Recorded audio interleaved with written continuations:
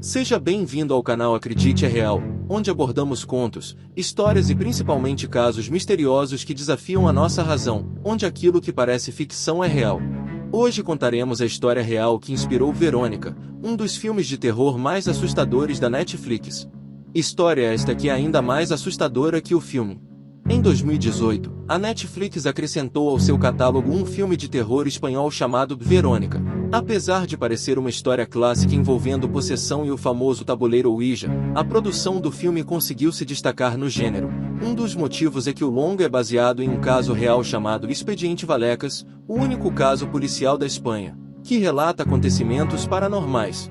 O episódio aconteceu em novembro de 1992, quando a Polícia Nacional da Espanha escreveu o informe sobre Estefânia Gutiérrez Lázaro, uma jovem de 14 anos que morreu em Vallecas, de uma forma misteriosa, depois de brincar com um tabuleiro Ouija.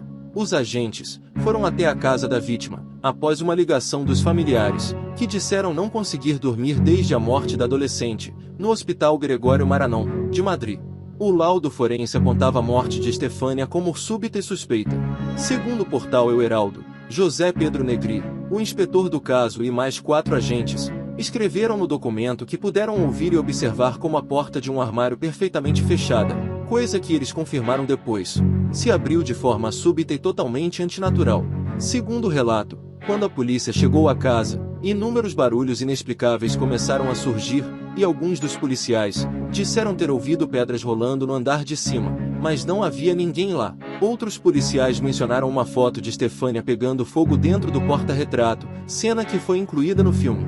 Além disso, eles relataram que momentos depois puderam observar que em uma mesa com uma toalha e um telefone, apareceu, concretamente, uma mancha de cor marrom identificada como uma espécie de baba. Quando os policiais chegaram ao local, a família estava na rua, de madrugada, com um frio espantoso.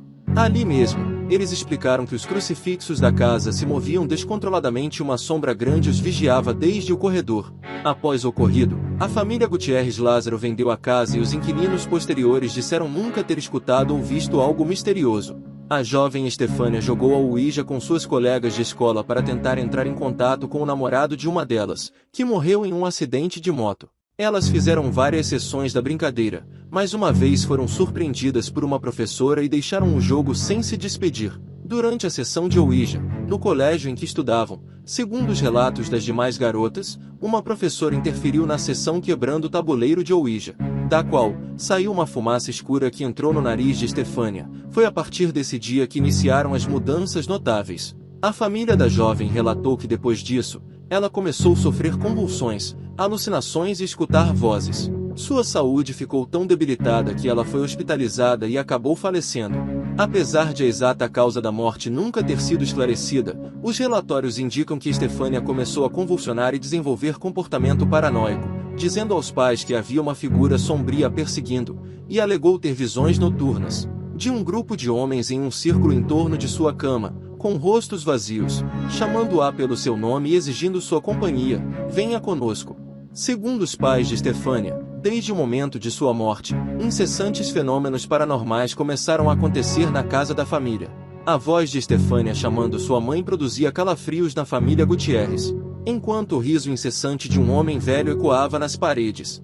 A mãe de Estefânia acreditava que seria seu pai, que morreu 5 meses antes de sua filha, e prometeu, antes de sua morte, tornar sua vida um inferno. Segundo Concepción, seu pai nunca se deu muito bem com nenhum deles, especialmente com Estefânia. A mãe de Estefânia encontrou em uma ocasião as impressões do sapato de um homem no chão de sua casa. Uma noite, estava em sua cama quando percebeu que alguém tocava suas mãos e pés. Ela e o marido, Máximo, decidiram colocar um alarme, passando fios que ligassem todas as portas da casa, que tocou sem que ninguém fosse encontrado. Dias depois destes acontecimentos, as irmãs de Estefânia, que dividiam o quarto, ouviram vozes que as acordou e quando abriram os olhos, uma silhueta masculina, com um rosto negro e liso, rastejou pela sala.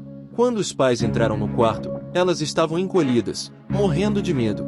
Ainda não há nenhuma explicação lógica ou científica para a morte de Estefânia nem para os acontecimentos. Esse é considerado o maior caso paranormal da Espanha.